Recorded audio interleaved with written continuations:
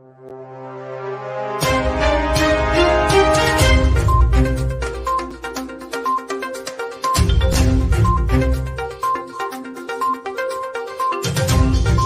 send me the link too so I could send it when we start, yeah?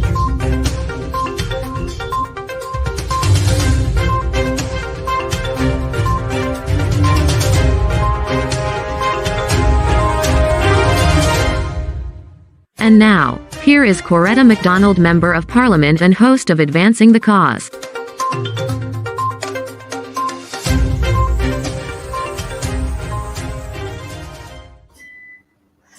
Well, good evening and how are you? Welcome to another episode of Advancing the Cause. We're here with you again to share with you many more things that are happening in this country and where we are as against where we were pre-2015. When we think about where we are at this time, it is really, really sad that Guyana as a country, after so many years of turmoil, after so many years of thinking that we've made that step to freedom, we still seem to be having a long, long way in terms of our walk to freedom. But you know what? We are that group of resilient people, and we're not going to falter.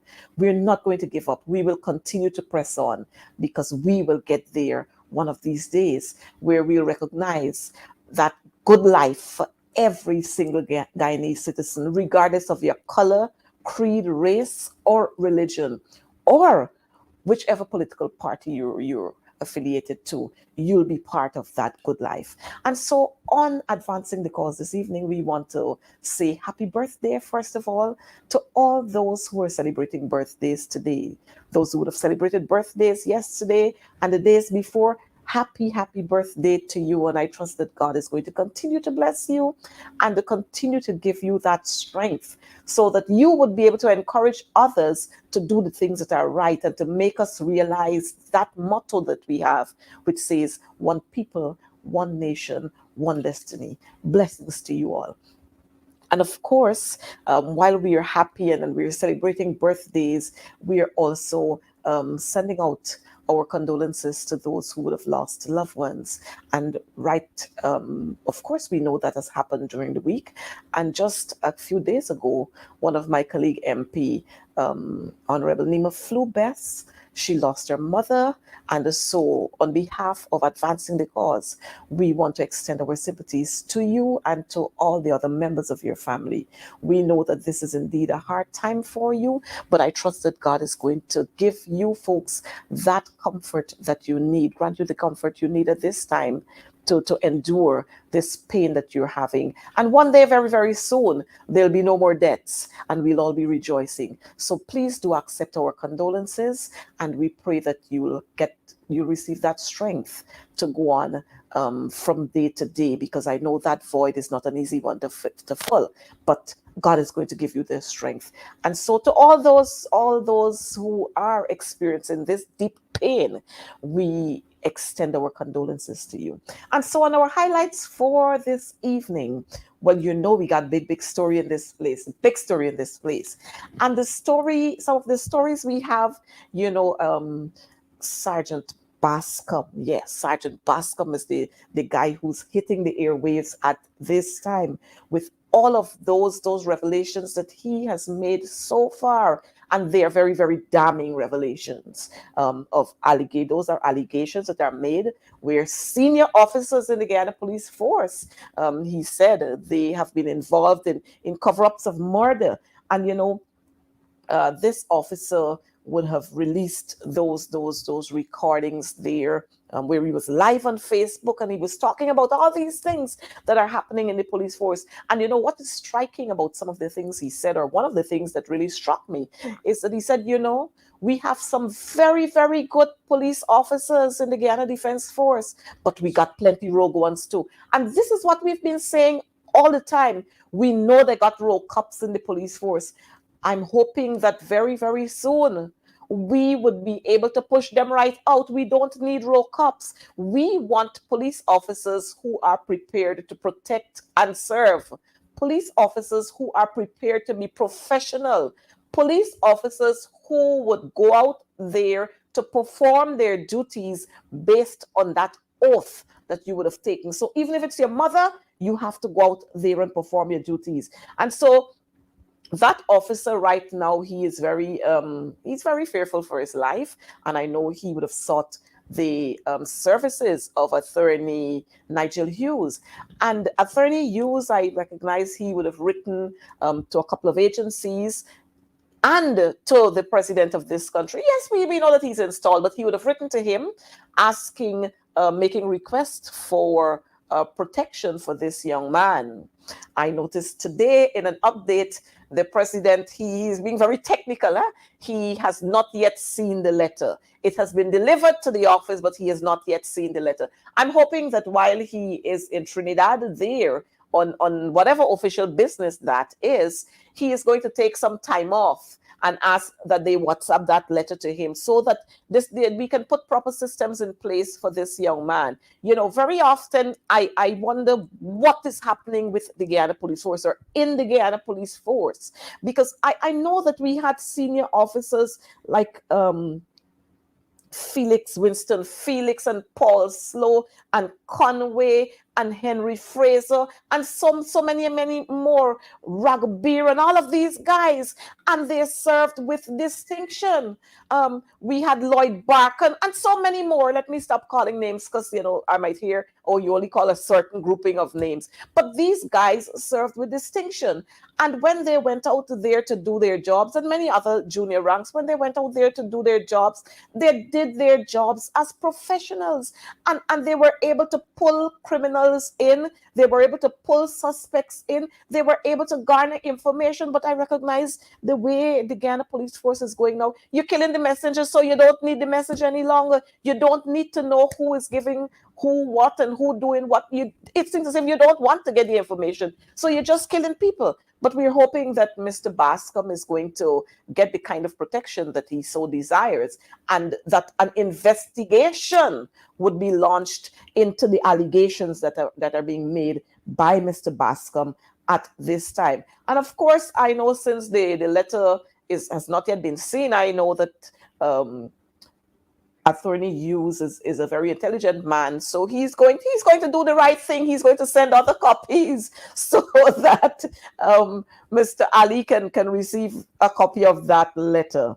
And then I recognize that the Guyana Fire Service, they have spent a whopping $46.2 million to acquire 3 more tankers. Is it tankers they call them, or browsers, whatever they call them, for the fire service? And they're hoping that with these 3 additional equipment, that they're going to be able to quell or out, or whatever we want to say, fires when we have them. I noticed the minister is very daring, and he said, they noticed that there are malicious fires that are being set around the place. I don't know how we know them stories, but this is what the minister is saying.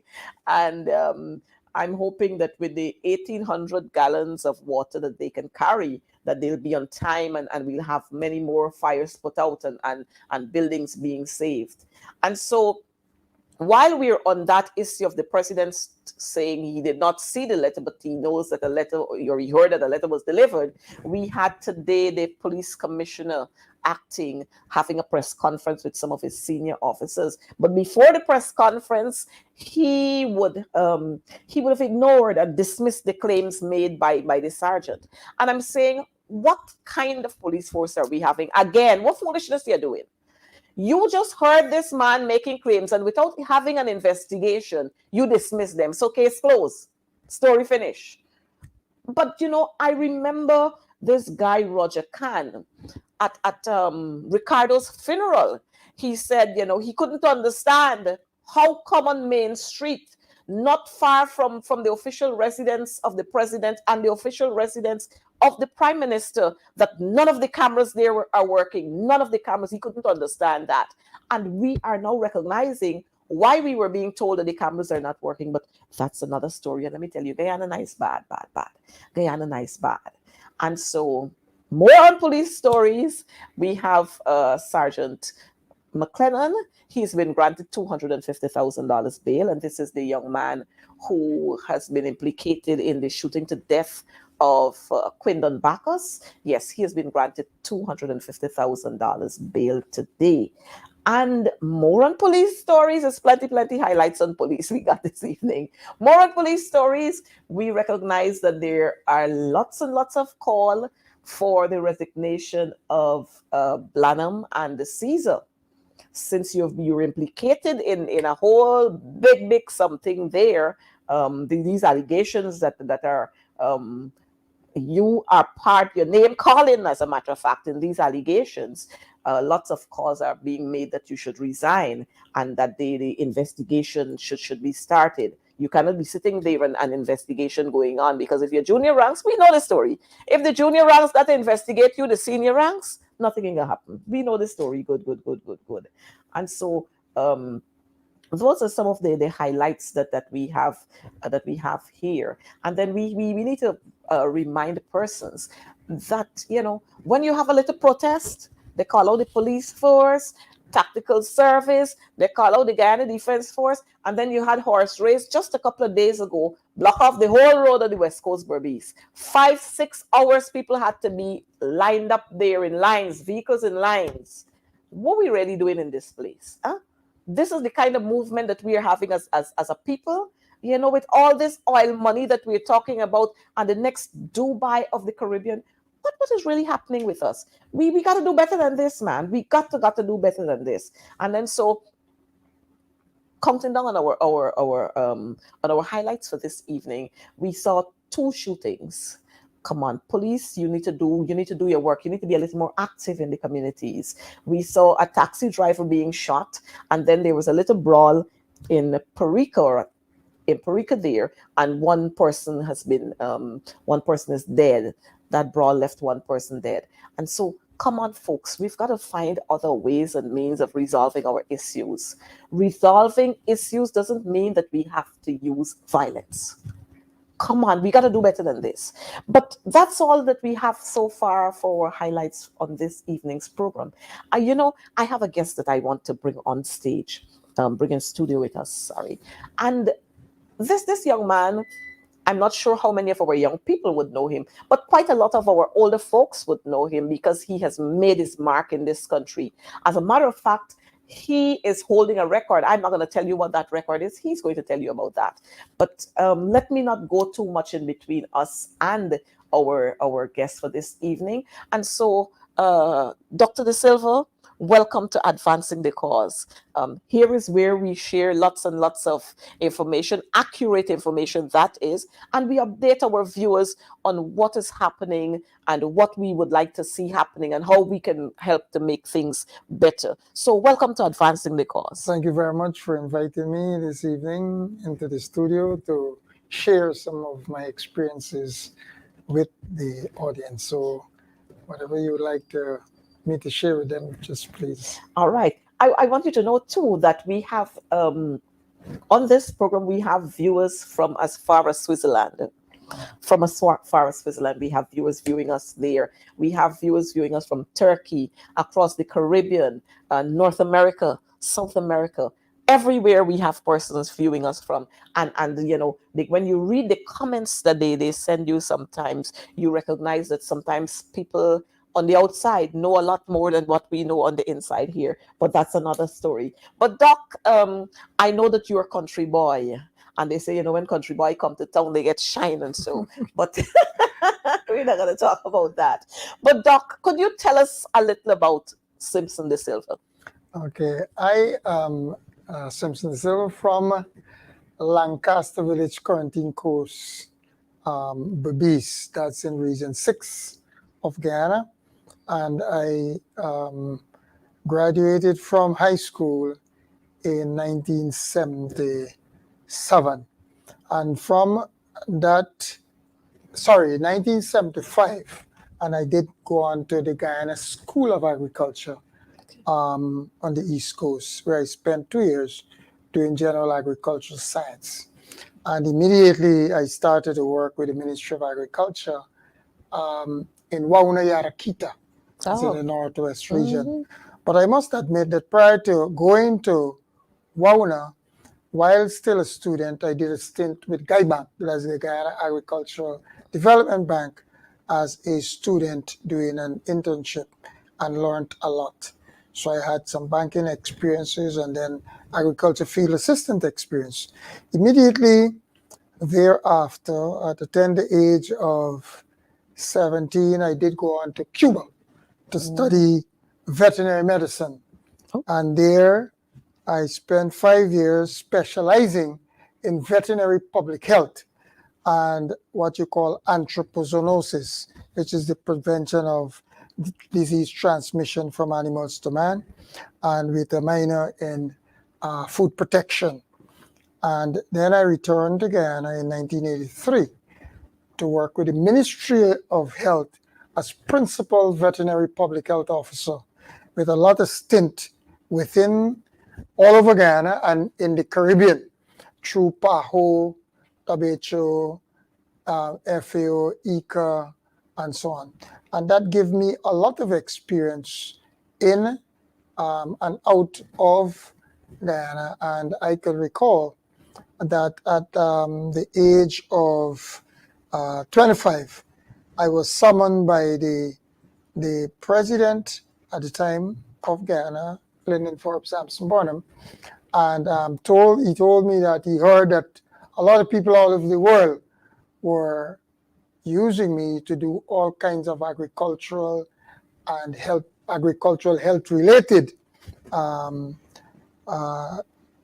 work, teaching, lecturing, and so on, because at the time I was also lecturing at the University of Guyana.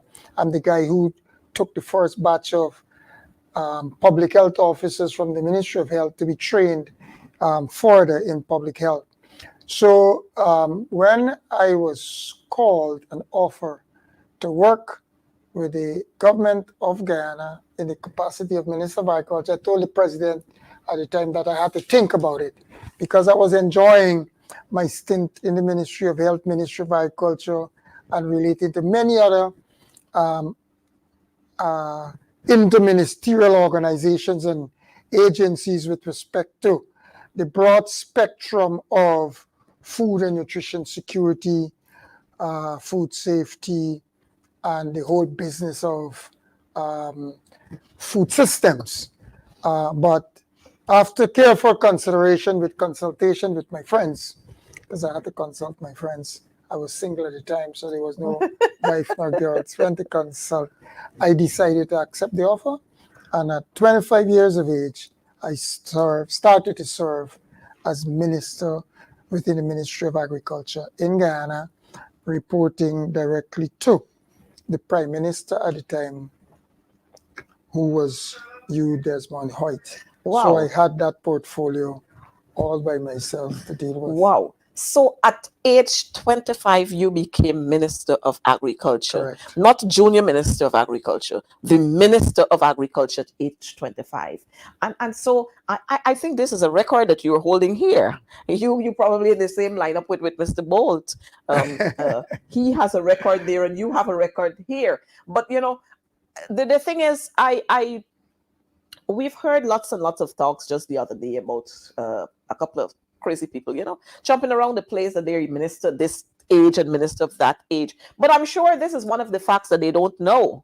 This is one of the facts that they don't know. And so I just want to emphasize this, that Dr. Simpson De Silva became the Minister of Agriculture at age 25, and he served under Lyndon Forbes Sampson Burnham when he was the executive president of this country. Now, Doc, you're going to have to tell us some of your experiences with Lyndon Forbes Sampson Burnham, because I know quite a lot of our young people, they don't know much about Lyndon Forbes Sampson Burnham. What they know is what they have been reading and the misinformation that has been peddled over the years, which painted this man, LFSB, as a dictator, a wicked man, a man who wanted to see people suffer. Tell us about your experience working under Lyndon Forbes Sampson Burnham. I must admit that I do not know of that evil, wicked person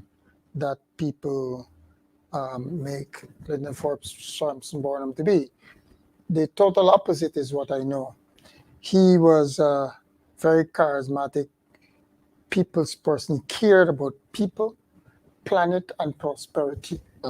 He was, from what I recall, not only a champion of sustainable development in Guyana, but sustainable development in the Caribbean. He was not only known in the Caribbean to be the leader in sustainable development, but Latin America, Caribbean, and the rest of the world. I could remember at the time we were advancing the whole business about feeding ourselves. And I recall that Barnum led from the fields. He is one of those who I can recall, he walked the talk. He did the conversations, he took actions, and he solved problems within the communities. And technically, that is what ought to be happening all over the world. He made sure that he tried his best to put teams in the communities with the capability to guide our people. Those were the days of extension officers. But he didn't just leave it to the agricultural extension officers. He tried to get training or instruct that we have training for other members of the communities, and to insist, and he insisted that in the school systems that agriculture, science be taught and food and nutrition be taught, so that the wider population could understand and link food into all other spheres of development. And I would like to explain what I mean by that and what he meant. He saw agriculture as the foundation for sustainable development, in that through the linkages of agriculture through science and technology, because at the time we were pushing IAST, which is the Institute of Applied Science and Technology that Dr. Trotz was heading. And he insisted that in the school system, while people were learning basic things like physics, chemistry, biology, mathematics, and even language, that they should deal with the scope, sequence, and coordination of the subject matter in school to show the linkages. Because if you were to look at it carefully, the plant, not to talk about animals, just plant is connected to every aspect of life. If you're talking about history, it is how we came here. We came here to the plantation, to labor and not be paid and whipped. So history can teach you a lot about the plant, which is the sugarcane at that time, and cocoa and coffee. That's what they brought us here to do. And then if you want to talk about photography and literature, you write about what has happened in the past. You write about the stories. If you want to talk about physics, chemistry, biophysics, biochemistry, all of those things are linking. Then he took us through the whole business of agro-processing. Agro-processing was fundamental. People think it was bad to have restricted and in some cases banned certain kinds of food items. But if you look at the story today, those same things that he was causing us to make sure that we produce a lot of, check the price of those things all over the world. Because Barnum at the time was teaching us that we must not waste the food. And that method was used through dehydration, because 30 to 40% of the food around the world is wasted and you just don't make no money from it. But if you were to dehydrate the products or use other methods of preservation, you save so much percentage of food. And that is why we at one time even won prizes in Europe for the kinds of products we were growing. And if we were to fast track today and do what he was saying that we should have done and what we were doing, then we would be in a better place. Look at the price of food. Look at all those things we imported now, and that threatens our food sovereignty, threatens our food safety, because all these genetically modified products, all these products that are coming here that are so contaminated. And even us locally, before we used to have better controls of food with respect to safety, all kinds of chemical contamination and pesticides that are used and abuse of fertilizers. I urge us to rally, to champion within our communities to go back to basics and stop the abuse of all these chemicals. So Barnum, at the time, insisted, and I recall very clearly, that as we go out, we try to teach the people the basic principles of what you call now organic farming, because that was a big thing, or what you call in some circles permaculture, which is merely ecological farming. You just use the nature, use the plants and the animals that are around to control pests and diseases. We did that. The best thing right now, and the whole world is talking about carbon farming and sustainable agriculture development, so that we can have sustainable production and sustainable consumption. All we have to do is go back to the days of the 70s and 80s and put those practices into place, and we would be in better places. So I remember times when, because of what I was doing throughout the country, I was very busy. Barnum would tell me, Simpson, when you're going to ABC place, please call me. I'll come with you. And we went to almost every region of Guyana working with farmers. That is the man that I know, a champion of sustainable development. There was protection of the things below water, which is what sustainable development goals, which is the water wave, the river wave, the ocean. We made sure that they were not contaminated. Then you have things above ground, make sure that the people were not abusing the chemicals. And then you make sure that there was some sort of respect for gender equity, equality for all. He insisted that we try to eradicate poverty as much as we can through these agricultural efforts. That's why we're calling now that you should have a restoration and creation of the green kitchen gardens that we used to have.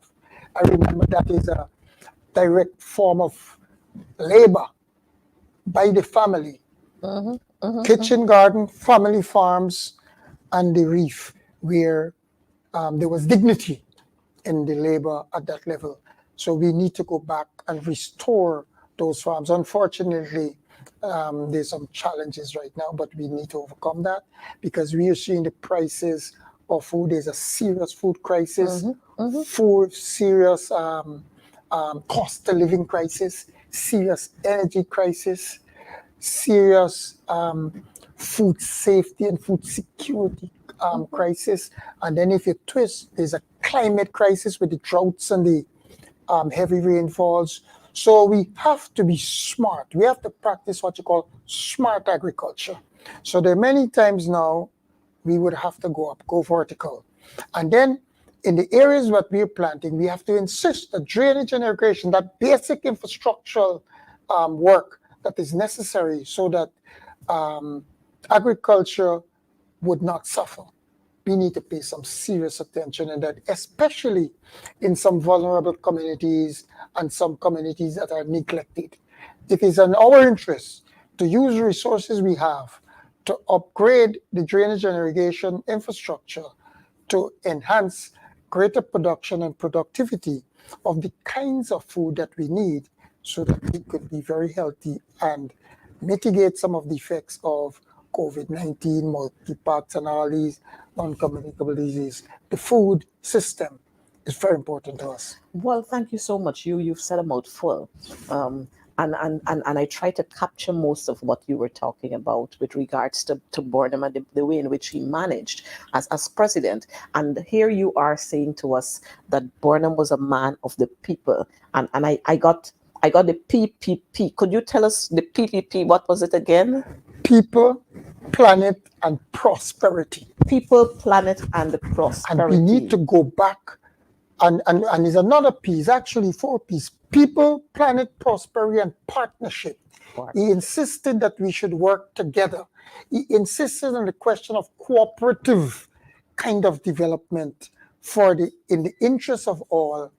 And that is why he had promoted the granting of lands to cooperative societies so that people can pool their resources, equipment-wise, and then he brought in the Ghana Agricultural Development Bank, which is a cooperative agricultural system, and we had the Housing Mortgage Finance Bank, which was cooperative in nature, and we actually had the Cooperative Bank, which was to lend resources or money, financial resources, to people for the development of their resources. Unfortunately, there's too much of discrimination and marginalization at this time to those vulnerable folks, and we need to urge the government to put systems in place, put mechanisms in place, specific mechanisms, specific systems that can cause these micro businesses,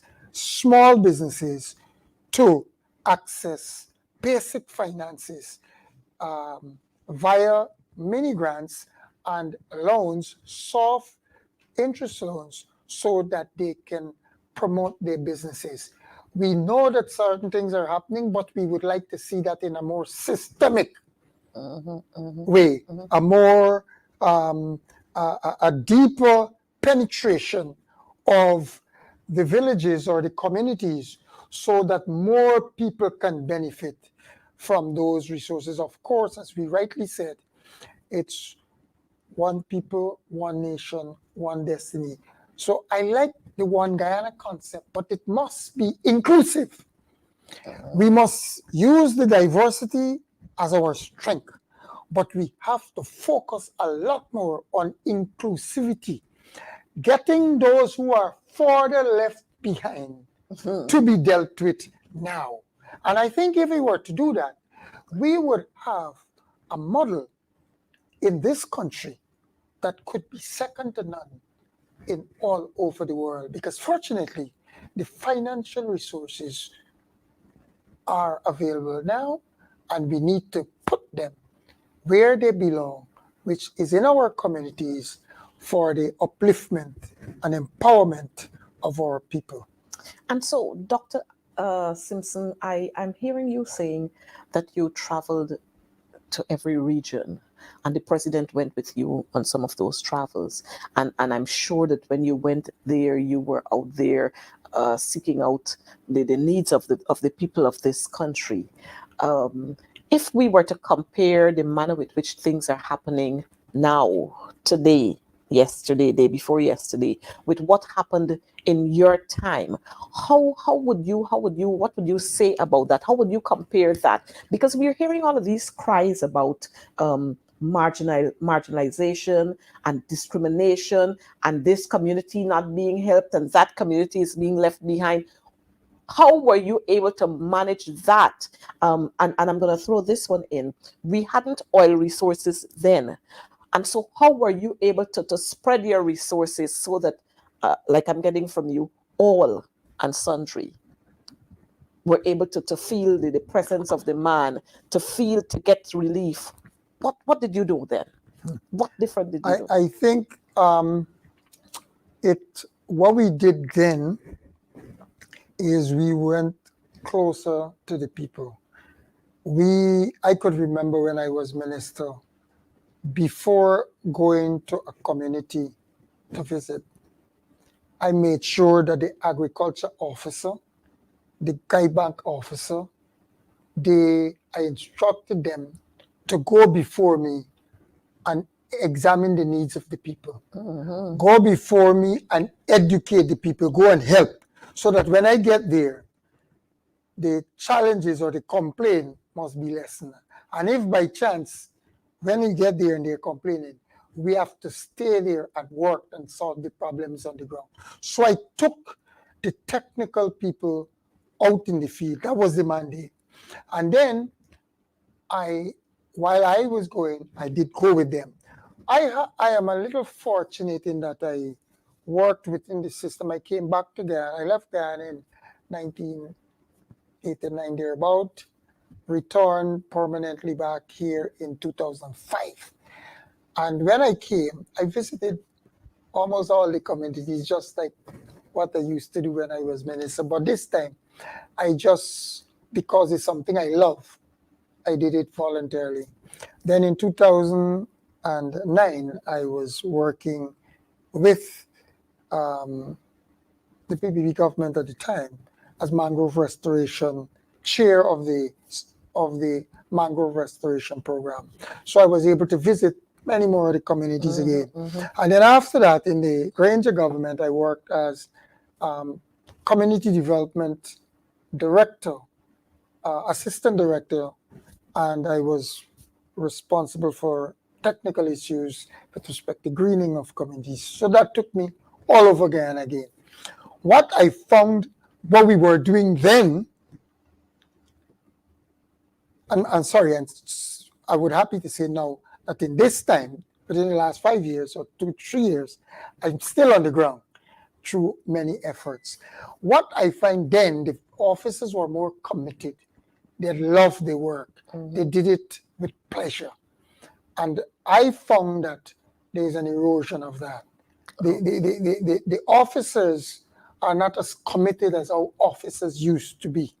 I even found in more recent time that officers, when they were supposed to be out in the fields doing the work, they were at home. A lot of them I knew. A lot of them, the vets and even the agricultural officer, we happen to know each other. And they would be honest with me. So we need a total revitalization, a re-engineering, a recommitment of officers, recommitment of the members of the community, because I even caught our people lacking, all races, Indian, Black, Amerindian, all over. They need to recommit to working the land, recommit to tilling the soil, recommit and understand that agriculture is what drives everything. The egg, the meat, the peas and the beans and the flowers, and even the honey and everything. Agriculture is the most important thing to mitigate against climate change. It causes greater amount of carbon sink. Forestry is part of agriculture. The ocean has a series of seaweeds. The wetland forest, which is a mangrove going out to the sea, and the rivers and the creeks, they sequester more carbon than the rainforest.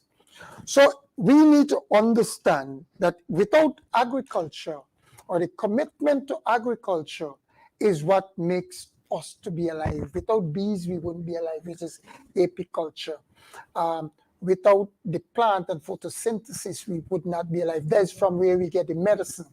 And in many cases of preventative medicine for the building of the immune system to prevent a whole host of non-communicable diseases like heart attack, stroke, diabetes, cancers, and so on. And even the communicable ones like COVID-19 and so on. We need to build our system so that we prevent ourselves from getting, and if by chance you get it, so you're able to live and resist these diseases. So we need to, and I'm saying we, because all of us need to take on this challenge of advocating, bringing awareness, using the primary schools, the nursery schools, the secondary schools, the universities to show people clearly that this thing that they're talking about, the 2030 agenda and the sustainable development goals and low carbon development strategies, 2030, all are linked with agriculture as a foundation. And if we are very smart, we could use that opportunity to educate our people very well so that we can be this model that I'm talking. So in the comparative analysis, I'm saying, let us go back to do the basic good things that we used to do, and let us use the resources that we have now that we didn't have then, and become this global model, meaning a world-class model. I'm convinced that if they use the human resources we have, that is all of us, irrespective of your political party affiliation, irrespective of your race, irrespective of your religious belief, irrespective of your so-called disabilities and so on, if we were to embrace as one big family, one smart family, one cooperative family, we would be second to none in the world. And I urge all of us who are in the opposition, who are in the government, who are in civil society, who are in academia, who are in the media, to use, and the faith-based organizations, to use all the clout that there is to bring our people to that understanding that we must work together for the benefit of all the people so that we can recover from COVID better, spring back in that resilient way, and build a sustainable society or a sustainable and prosperous communities wherever we are. That's my position. But in order to do that, it means that we have to, as a people and as government, we have to treat people with respect. Yes. We have to treat people equally. And I'm saying this because we've seen what has happened over the last 2 years, where some groups are being treated better than others. We have seen on the quarantine, coming from right where you came from, between that Lancaster Hawk style stretch, the people there who are presumed to be supporters of the coalition, they have been left behind. We saw lots and lots of flooding in those areas, and no kind of help really was offered to them. Or if at all any help was offered, you had maybe, and I'm just going to use wild figures here, a $5 given here, but in another community, you had $50 given there. Your thoughts on these? How do we pull a society together if we have this kind of blatant discrimination being displayed? There again, because of my activism and my belief in what I do, and I think the purpose for which the Creator put me on this earth, I did a lot of voluntary work during that flood relief time, and I was part of the International Decade of People of African Descent group, where I am the chairman of the Economic Committee. Okay. And we did do a survey. We actually did a survey, and we took records in Region 6, Region 5, Region 4, many regions, but I was responsible for Region 6. And unfortunately, a lot of people suffered tremendous losses, and they did not get the basic relief that they should have gotten. Wow. I am very sad about the state of affairs in those neglected communities. And we thought that, and we were promised that relief would have gone to those communities. From my vantage point, it is not too late. I think things ought to be done in a very respectful, a very non-discriminatory way, so that those people, and in those villages, many of them lost almost everything. In some cases where they had poultry, it's only those chickens that escaped the Creole birds and were sleeping in the gooseberry tree, tamarind tree, and guinea tree. They survived. But everything else, entire catch crop, they were destroyed. Entire ducks or the whole livestock, about 80-90% in many cases, were destroyed. I would tell you, and I would challenge anyone on this, there is no other community in Guyana that had a group of people in their homestead, all or most of them had small business in terms of agriculture, chickens, ducks, sheep, goat, and catch crop. And they suffer tremendous loss. And I think some special things needs to be happening right now because they are still suffering.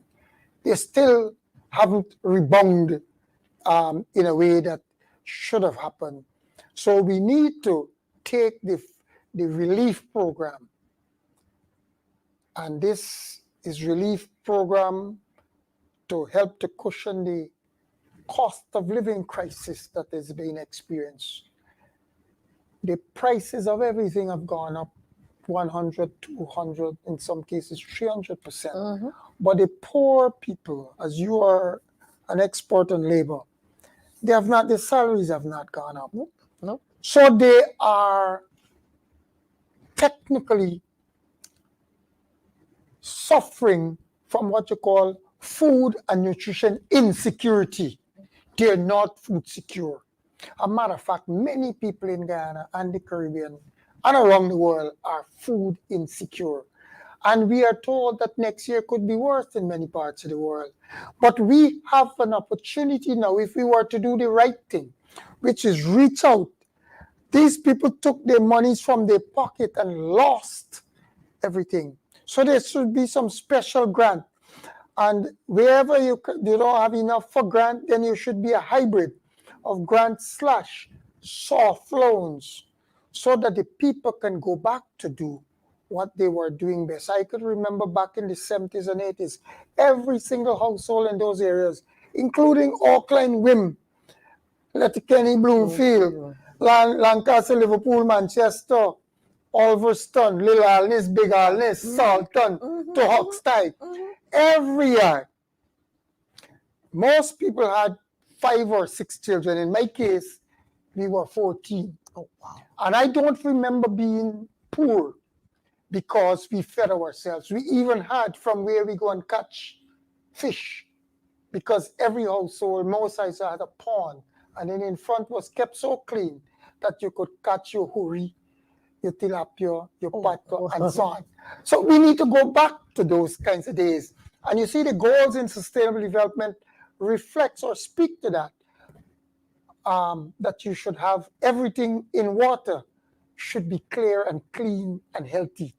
We experience that. Let us stop contaminating the waterways by spraying all these chemicals to kill grass. We are contaminating the soil, and when the rainfall goes into the waterways, contaminate the water. So we are poisoning ourselves and our families. And we need to stop. I observed that on the stretch from UG, where those mangroves are growing now, at the back of the coconut tree, they've started to spray there. There's no need to spray there because when you spray, you're contaminating the soil and you're giving people the impression that that's what you're supposed to do. As a matter of fact, we know in many places do that, but we need to stop. So we have a lot of work to do. We, as in the current government, the opposition, the various universities in Guyana, all the stakeholders, agencies, and so on, so that collectively we could go back to that place and better, call on the private sector to exercise corporate social responsibility, call on the diaspora to work together with the people from the villages, rather than sending handouts or rather than the government giving handout, give them the tools or the means of production so they can produce and to be part of the sustainable development of our communities and villages and those squatting areas and all of that. That's my take on it. Well, Sister. I hear you. I hear you, and I'm wondering because I know that the Minister of Agriculture that we have at this time, he was boasting about all the relief that they give to farmers in this community in Region 6, in this place, in that place, and in the other place. But yet we are hearing the cry that people have suffered and they are still suffering. I don't know why you have to, why, well, I think the parliament has now become a circus scene. So you come there and you just display and you do what you want to do and you say what you want to say. And it go down as gospel. But here it is, we have the information that many people, many of our citizens are suffering. They have suffered, they've lost almost everything coming out of that flood. We still have flooding in communities. What are some suggestions that you would want to give to assist those communities with regards to holding those waters from coming into the communities? Well, I know that people would be hearing me from all facets, all sections, or all parties, and all walks of life. And I would like to know that whoever is hearing, that they could join with us to send a clear signal to those who are in charge of the resources to relook at the current situations in the communities and engage various stakeholders, purposefully so, because the resources of this country, the last time I checked, is supposed to be for the benefit of all. I am saying to us, let us practice truly that one Guyana concept, which is about one people, one nation, and one destiny. Let us use it for the benefit of all the races. Let us try our best not to discriminate. It's not easy, but we can try. And let us bring the parties, the players, the stakeholders, let us bring the people together, and let us once and for all be honest with ourselves and do the right thing. Let the resources be spent for the upliftment of the people in the community. Let the resources be spent to empower the people so they can move out of that state of poverty, because there's a poverty crisis in many of the communities. They can move that from state of hunger, because there's a hunger crisis. There's a food crisis, there's a hunger crisis in many of communities. Because let me explain this thing.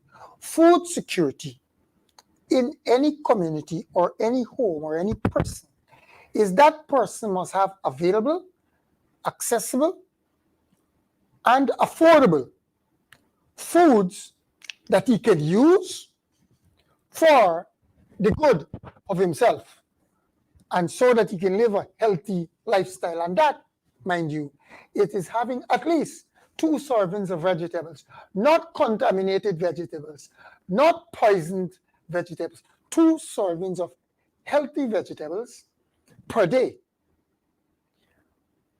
Currently, many of our people are just merely having 1, if at all. They're supposed to have at least 2 to 3 servings, 2 servings of peas and beans of some kind. Then you're supposed to have your protein source. If, irrespective of your religion and your culture, if that is not happening, you're food insecure, you're hungry, and you will definitely get sick. So if we should do the right thing, empower people so food security could be guaranteed, food sovereignty, which is doing it yourself, so that you don't have to bring it from Ukraine or Russia or one of those other countries. And that is my position. Let there be, all of us, let us speak with one voice now and in 2022 to 2030, let us really try to do what needs to be done so we can make it better for this generation and future generations to come. We have that opportunity. It is possible. I'm calling on us to keep pressing so that must happen now. Well, I hear your cry, and I'm sure our viewers, if we can get some of the comments there, I'm sure that our viewers are watching and that they are going to be commenting, and they are seeing what is happening, and I as soon as I looked at the comments, I was just going to talk about this, the black belly sheep that we have. I noticed we're bringing black belly sheep here. Your thoughts on this, because I've recognized that we are spending lots and lots of monies to bring these black belly sheep here from Barbados. And of course, this is not going to be the sheep coming in here. It's not just a gift we're getting. Of course, we have to spend lots of money to make those purchases. And it's probably a trade-off somewhere or something like that. But the thing is, how many persons, how many of our people are going to benefit from this black sheep that coming to this country? What system do we have that would show us that it is spread equally across the communities or the regions in this country?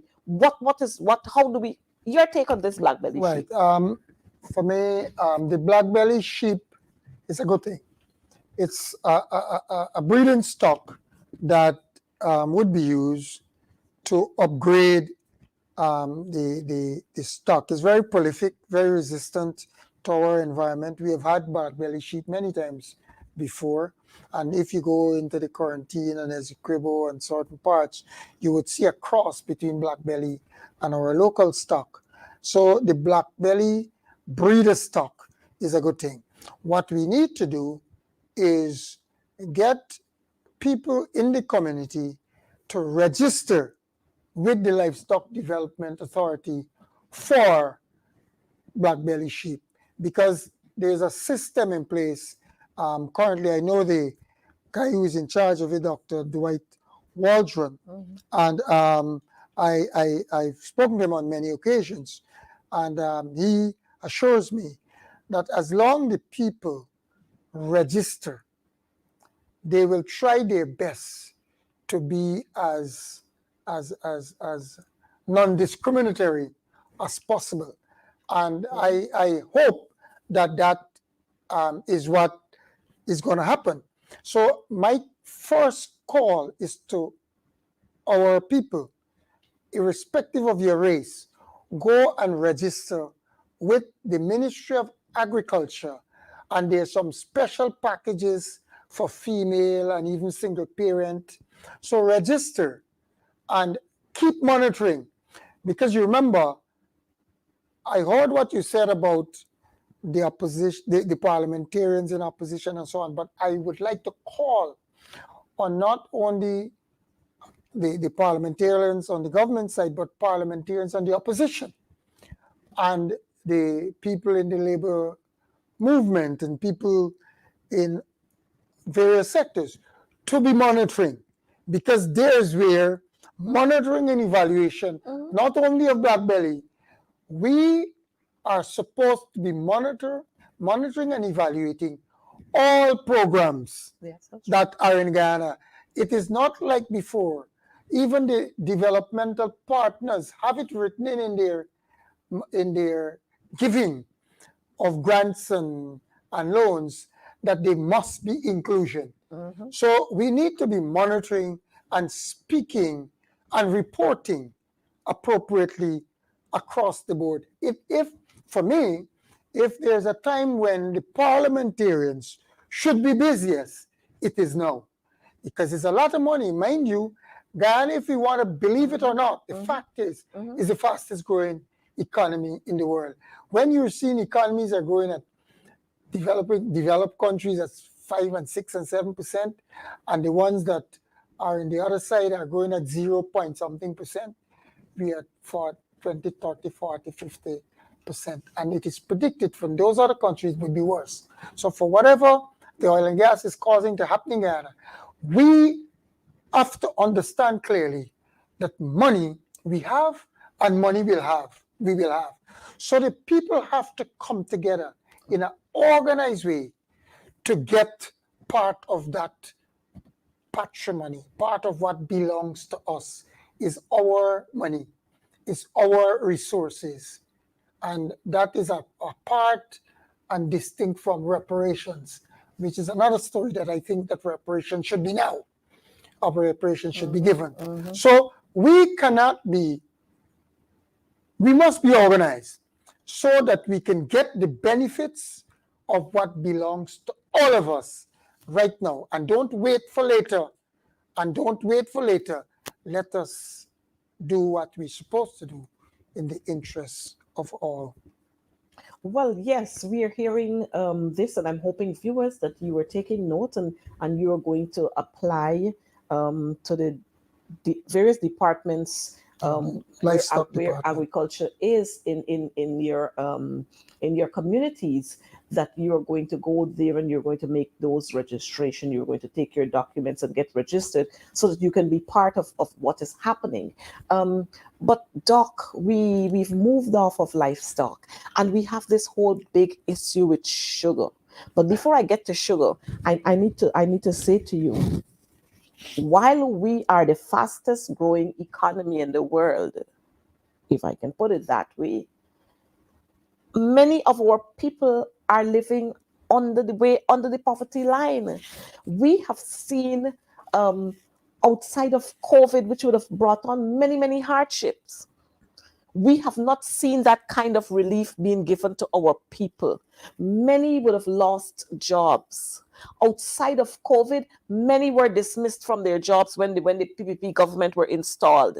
And so these people have continued to live on the poverty line. But there is no real help that is given to them. And for those who are working, we have seen it again. No salary increases. You go to the markets, a pile of boro like this, $500. You go to buy plantain. Plantain is $270. At one time, it was $300 a pound. Now, how is this small man able to feed himself and his family when the salaries you're working for is this, and everything else that you're going out there to do is this size to make the purchases?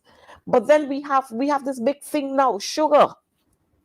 And we recognize that lots and lots of monies have been pumped into sugar. But where are we with sugar? The sugar story is a very interesting story. We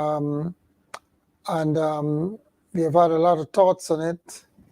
But I have visited many of those estates, and there are some estates that definitely cannot return to sugar, will not return to sugar. I think what needs to happen on those lands, they should have a massive diversification plan involving the same people who used to be working in those estates and the wider communities where those lands are. And I'm convinced beyond a shadow of a doubt that with assistance, enabling assistance from the government, clear titles given to people, be it by the way of lease, which should be leases that are not, that don't have a cloud, because Wales estate is experiencing a lot of that, where because of the previous administration issued land by the way of lease. When the current administration came in, they issued letters to quit by those folks, and there are hundreds. And the fact that that has happened, the people cannot go to the bank. And those who had gone to the bank because they'd had clean leases, now in many cases there's interruption of the drainage and irrigation system. There's breaking down of bridges, burning of bridges, so the people don't have access. I think all those things should stop immediately. And instead of those kinds of actions that are obviously marginalization and discriminatory, they must cease forthwith. They're not in the interest of the government. They're not in the interest of the opposition. They're not in the interest of anyone. They're counterproductive. And then we should open up the estate and the estate lands for serious organic farming, serious aquaculture, which is fish farming, together with other kinds of practices. And then you could do bee culture, apiculture. But more importantly, the baigan, which is the big plant, or the balanje that sells for $400 now, that will change. The okra that is $200 something a pound, and you could plant 1 million okra. My challenge to this system right now, let us open up and get the people to plant millions of plants, herbs and spices, roots and tubers, fruits and vegetables, peas and beans, and get millions of coconut plants, millions of avocado, millions of pawpaw, so that we can truly be food and nutrition secure, self-sufficient, or food sovereign, and the rest we target for the overseas market. In the Caribbean, parts of Latin America, Europe, because there's serious drought and floods all over, and we are blessed in this part of the world that we can still do some smart type of agricultural production. And in many cases, in certain parts, we go up vertically. And I'm challenging us to go on this national drive for real production of healthy foods for us in Guyana, for the Caribbean, and the rest of the world. It is possible. So what we need to do now is, together with all stakeholders, pull our people in the communities, link up with those who have the resources. We cause bridges in terms of partnership, and let us get the work done. Because if that does not happen, then the problem we will have is the rich will get richer, and the poor will get poorer. As you rightly said, the cost of these commodities are out of the reach of the average person. And something must be done urgently. There must be a call to action in an equitable way, a call to action so that all our people, and believe me, if that were to happen, we would reduce crime. We will, because you have to teach the people about these new methods, so education would become better. Health would be improved. Employment will go up significantly. And then as a result of that, we can, because we're having good leases and like what Howard is starting now in Golden Grove, that must happen throughout the country. So people can use their titles or leverage the titles for partnership and for investment that makes sense. So I think we must use this challenge with the COVID crisis, the health crisis, and the energy crisis, and must touch on this. We need to go to the biomass or biofuels or bioenergy, because that is accessible to everyone. There's grass everywhere. We must go to biofertilizer. Fertilizer is expensive, but for those that are coming in, we can produce all the fertilizer we need right now for many of our crops. We go using the grass, in any given square yard, you have at least 25 different types of plants that are good for fertilization of the plants that are good even for human consumption. So we have to go into our forests and use the non-timber products, bring them out for our medicines, and so on and so forth. So we have an opportunity currently, but if we involve all so we can use or get the benefit of the knowledge of those who know, so that we can have each one to teach one. And that, I think, would go far away. Well, you see, that right there is the problem that we have in this country, because we have recognized that after August 2nd, 2020, we no longer, it seems as if we no longer want experience and knowledge. It's just about the 3 F's: friends, favorites, and families. Whether you can do the job or not, that's the thing of the day. And so with all of this knowledge that you have, I would hope that the viewers who are watching here, whether they're trenchies or whoever they be, that they're going to pass this information on, because this thing, like you've just said, this is about us making our country a better place. And in order for us to make our country a better place, we have to be able to seek out the skill sets for the various sectors. Here we have a man who is championing the cause of agriculture. And we just playing, while our communities need the skill set that this man has. And so I'm hoping that we're going to be able to do that, and we're going to be able to work to make this country a better place and stop the foolish fighting. Like you said, we saw even before the coalition were in government, we saw Barrett Jagdeo when he was president closing sugar estates. And there wasn't this big cry about it. But when the coalition government went into office and they started doing the same thing, and they had the same dream of diversifying, because we recognized that sugar wasn't taking us anywhere. It wasn't going to take us anywhere. And so we were going to use the same people right in on those plantations to plant several crops, edos and cassavas and plantains and pepper and all the other things that you can think about. And that in itself would have provided employment for them. It would have provided for us healthy food, and we would have been able to again go back to where we were when we had Burnham as president, to feeding, clothing, and housing our nation, and being the basket of the Caribbean again. Now, it's not too late for us to do that, and I'm hoping that good sense would prevail, and the Ali-led government, they would understand that while we have oil is not going to be there forever, and if we don't use the other resources that we have here, we'll end up worse than some of the other countries who are suffering at this time.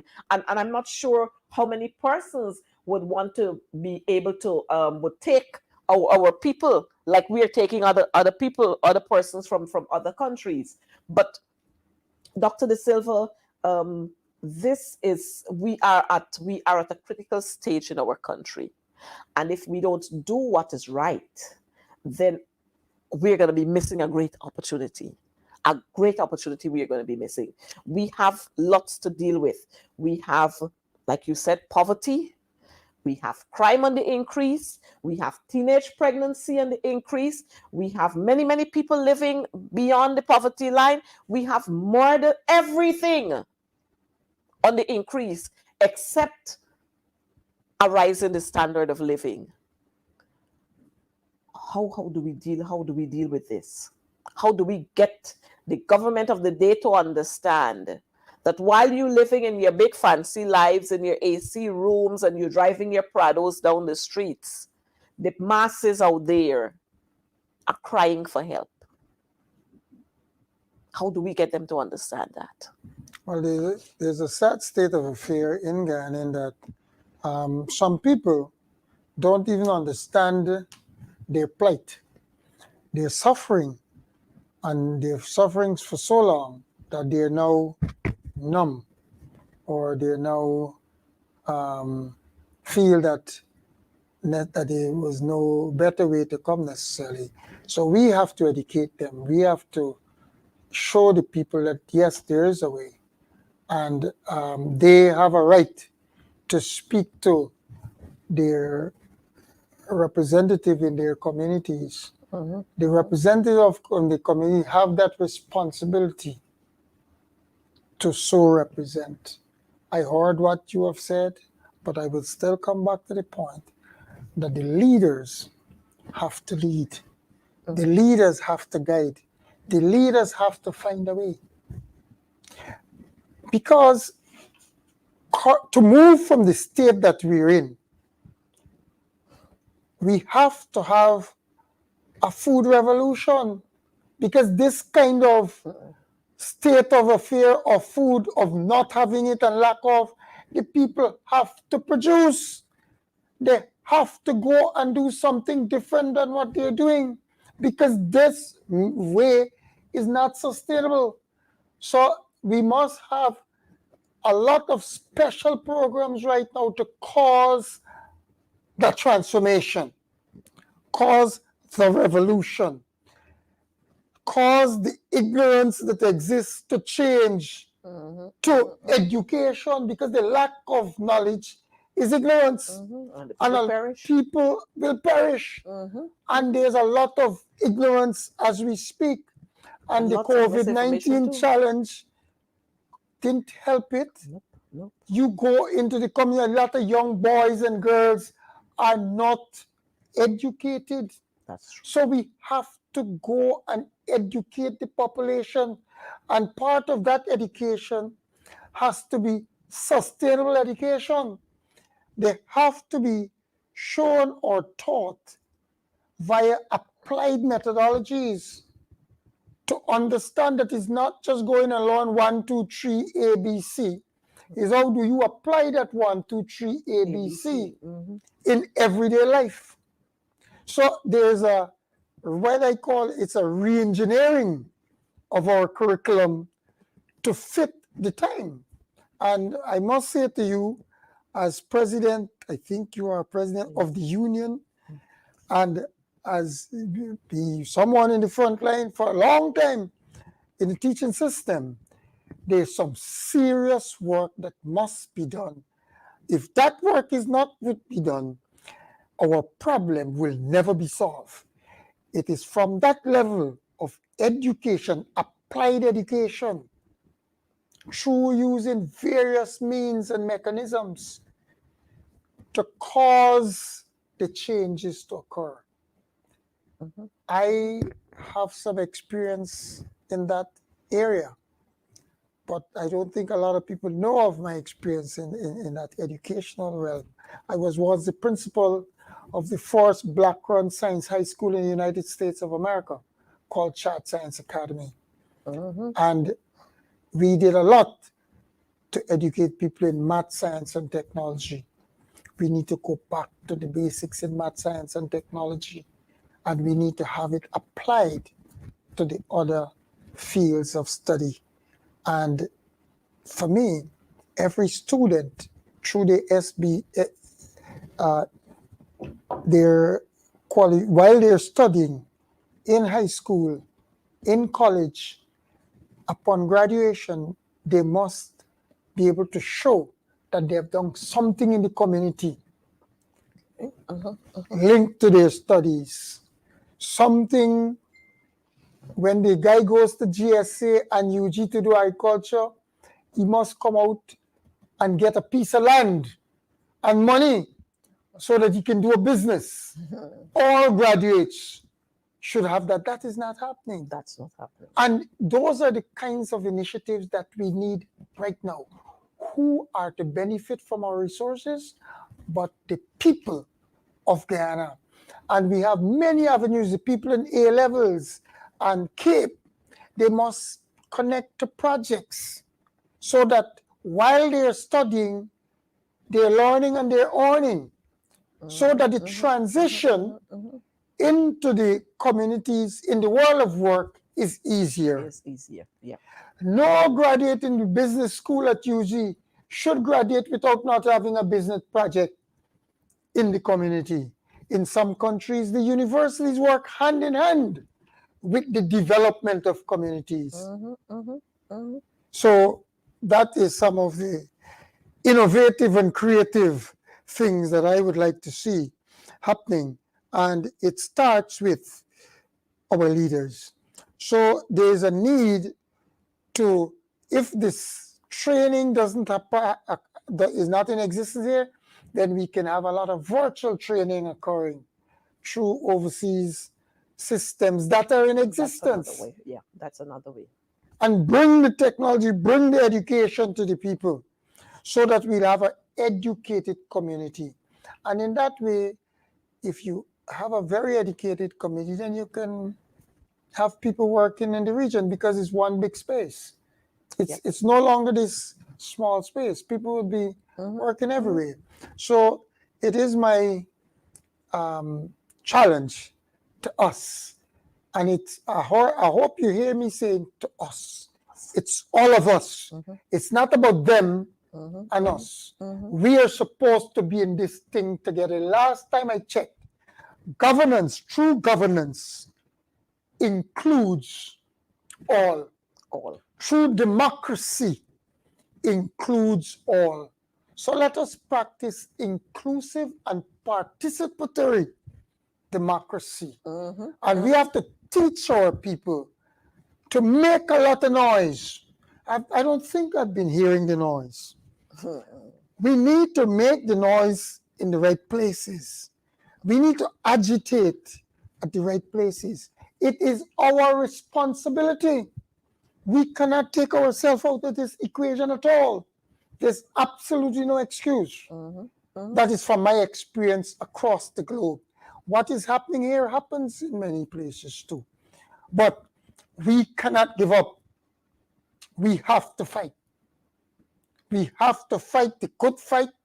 We have to work together to benefit from those billions of dollars that are in existence today in the natural resource fund. I have a ton of money and a lot of money to come. But the question I would ask ourselves, are we in the communities organized with plans, organized to solicit and receive, if granted, The funding. and to run? I think that is our challenge, to be very organized. Lead the way we are supposed to lead is our responsibility, and then teach the others to lead. Because if we don't do that, they will see that we just throw back, we give up, and people push us aside and we stay aside. No, we cannot do that. We have to. We have to pull the cow by the horn. We have to go and deal with the situation as it is. And that is what my position is. And forever we are in this thing together. We must get our rights. It's our human rights. And no one is entitled to mess with our rights. But unfortunately, we are allowing that to happen. We have to protect the universal rights, the rights of our Constitution. And I am saying to us, let us do it. Right. And so here is it. We would have had with us this evening Dr. Simpson De Silva, taking us through the paces. And like I recognize one of our viewers there saying, Yulene Richmond, produce or perish. And this is what Barnum said to us, produce or perish.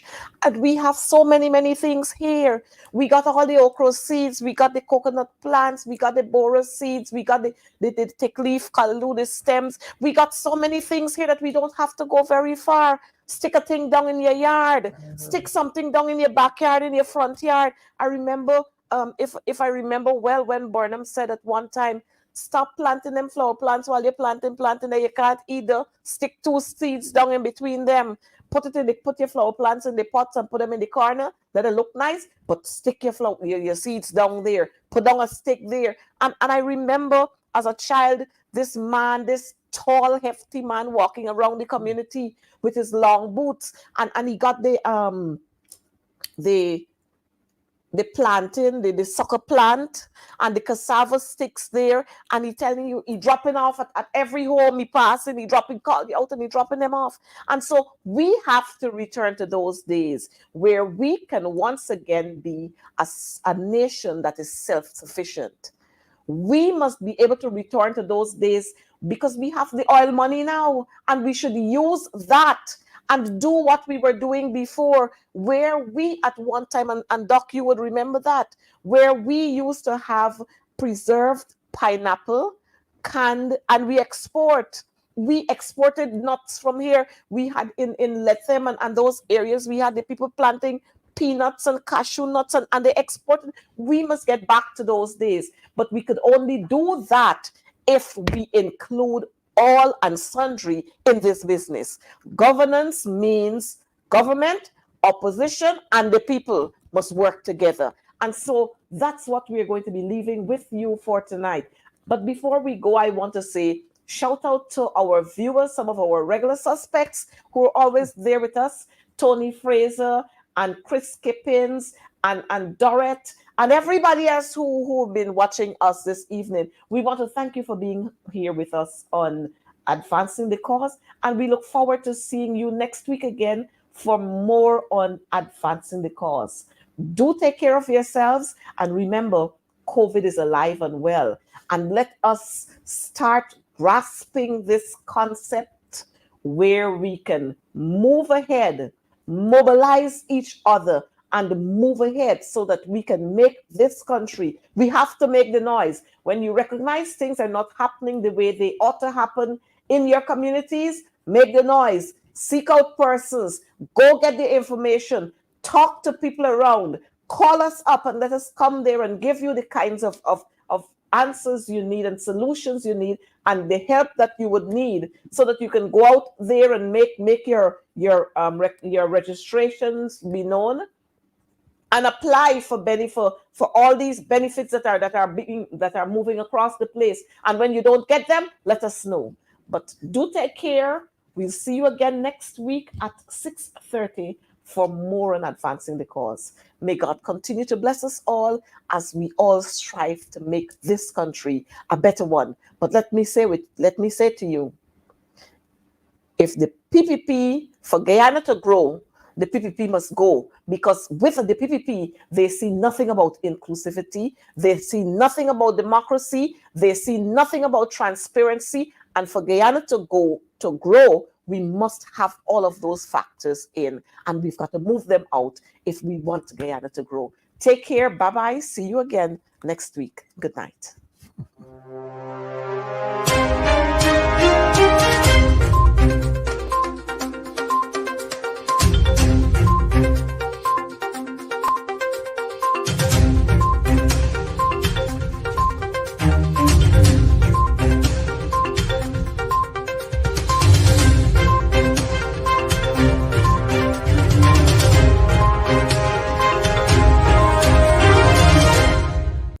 Thank you for watching our program. See you right back here, same place, same time. And remember, hold the line of battle, comrades. Our victory is sure.